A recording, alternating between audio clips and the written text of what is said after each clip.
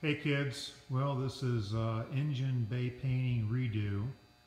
I came in a day after I shot this, the previous video that you saw, and never having sprayed this paint before, saw how nice it could possibly be.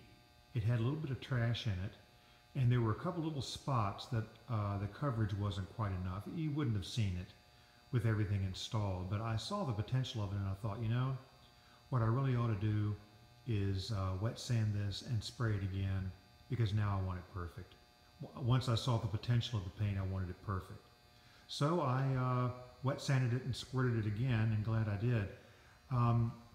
This paint, it's an acrylic enamel with a hardener, and some of these BRGs have kind of a milky look to them. Sort of a grayish milky look. This does not. So this is a real clean, pure looking color, and so I like it. Now the second car I ever owned in my life, the second Triumph I ever owned in my life was this color, but it seemed to be a little milky, so I'm really happy with it. It sprays out of the gun such that this is just one wet coat, one run. The previous one that is in the previous video paint effort was a light coat with a heavy coat on it. I thought that I needed a sticky first coat, a light coat to hang the second coat on. But this, I just hosed it on. And I think you can see my reflection there. There's no orange peel in it whatsoever.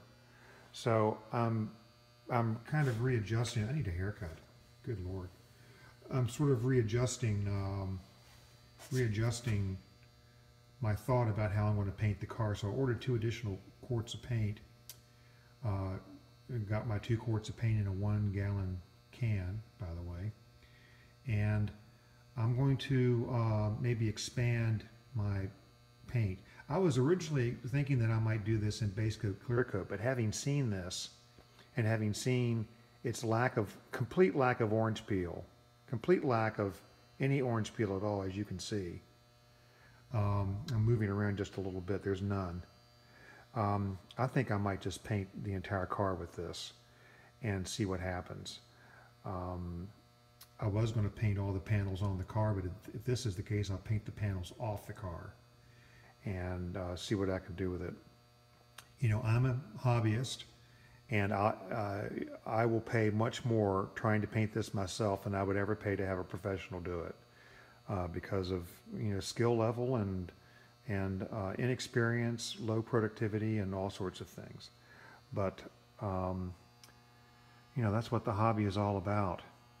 So anyway, so there it is. I resprayed it, and this is what it looks like. I think the thing about the base coat, clear coat is you're almost guaranteed having to color sand and buff it.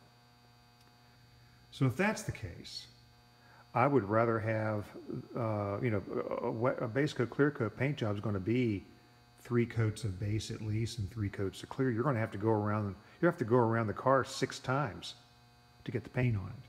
This is one time. This is one time. So I'm thinking I would rather color sand and buff this than color sand and buff a base coat, clear coat job. It's 1/6 the effort. So anyway, I've learned something here.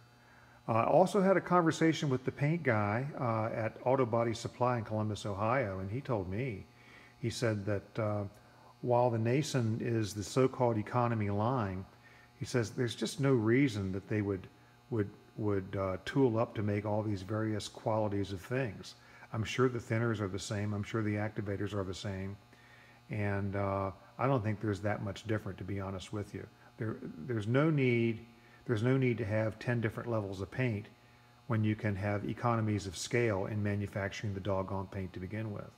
You older guys, I'm 61, you older guys will remember the Sunoco ad with the gas station. It was a cartoon, and it had a gas station, had all these flavors of gasoline and all these prices that you pay, and it had all these pipes going down, and then there was a line across the cartoon which was the ground, and then below all these pipes went into one gigantic tank.